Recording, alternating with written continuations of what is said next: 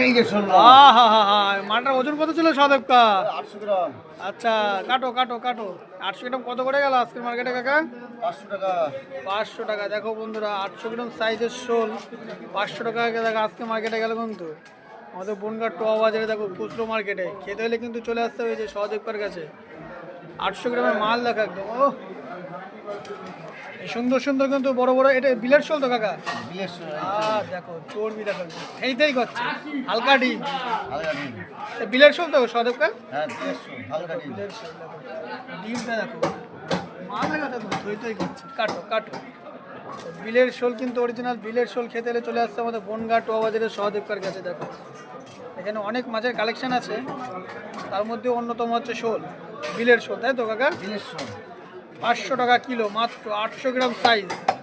খেতে হলে কিন্তু অবশ্যই একবার ভিজিট করতে হবে আমাদের বনগাঁ টোয়া বাজারের খুচরো মার্কেটে। মাথাটা দেখো, মাথাটা আছে মুড়ি ঘন্ট ডালের মতো, দুফালি দেওয়া হবে না, 4 ফালি করা, রূপালী। দুফালি দেওয়া হবে। শীতেই তো শোল মাছ খেতে হয় না কাকা? হ্যাঁ জমে জমে জমে একদিন বাসি করে খেতে হবে। দুখণ্ড হয়ে গেল শোল মাল দেখো। এই সুন্দর কিন্তু শোল খেতে হলে অবশ্যই একবার ভিজিট করতে হবে বনগাঁ টোয়া বাজার সহদেবকার কাছে। দেখো সুন্দর সুন্দর মাছের